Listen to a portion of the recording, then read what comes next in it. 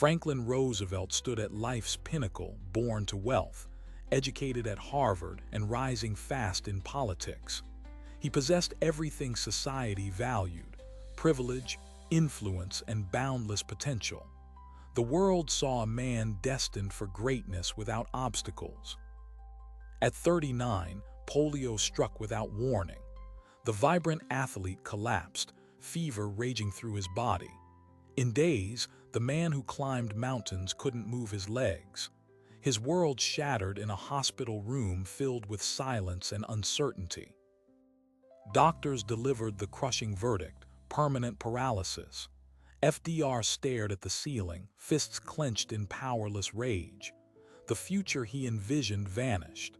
In that darkness, a choice emerged: surrender or reinvent. He refused to vanish. "Hide in shame," he declared, "never." While society hid disabilities, FDR chose visibility. He'd lead not despite his weakness, but because of the strength it forged. A fire ignited where legs failed. Years of grueling therapy began. Steel braces clamped his lifeless legs as he hauled himself upright, sweat dripping. Falls left him bruised, but each attempt whispered, "Stand, stand taller." He mastered the illusion of walking, leaning on sons, gripping podiums.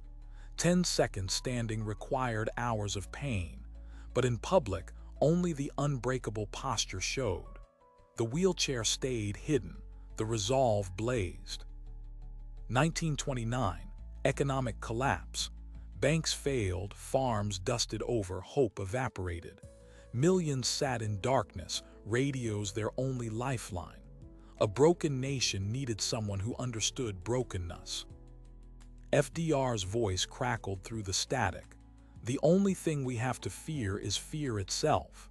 Not a politician's promise, but a survivor's testimony. America leaned in, hearing their pain spoken by one who'd faced deeper darkness. He governed from his wheelchair, signing New Deal laws as advisors stood by. Pain was his constant companion, yet his laugh boomed through meetings. Paralysis became his compass. What can we do? Not what can't we? Fireside chats transformed leadership. By his fireplace, he spoke to citizens as equals. His voice, seasoned by suffering, made complex crises feel conquerable. A nation began standing straighter. Pearl Harbor plunged America into war. FDR addressed Congress, a date which will live in infamy. His steel braces locked as he stood unaided for 90 minutes. The world saw defiance standing on dead legs. He commanded WWII from maps spread on his lap. Soldiers saw his struggle and fought harder. Factory workers outproduced enemies knowing their president worked through pain. His weakness became national armor. 1945. Victory neared, but FDR's body failed. Dying at Warm Springs, he smiled at unfinished paintings. He'd given his broken body completely. A nation wept not for his legs, but for the heart that carried them. His legacy wasn't walking. It was teaching 130 million people true strength.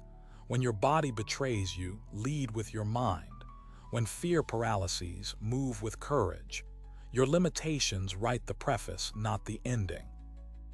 Adversity comes for us all: illness, failure, loss. Will you hide? Or will you stand? Not with legs, but with will. FDR's braces held iron, but his spirit held continence. Stop counting limitations. Start leading with abilities. Take one step today that fear says you can't. Action inspires others more than perfection ever could. Your greatest power emerges when life breaks you. Like FDR, let struggle forge unshakable resolve. Carry others when you can barely stand. That's how ordinary humans achieve extraordinary legacies. The world needs leaders forged in fire, not comfort. Today, choose perseverance over pity. Stand tall in your struggle. And remember, the man who saved a nation never took another unaided step.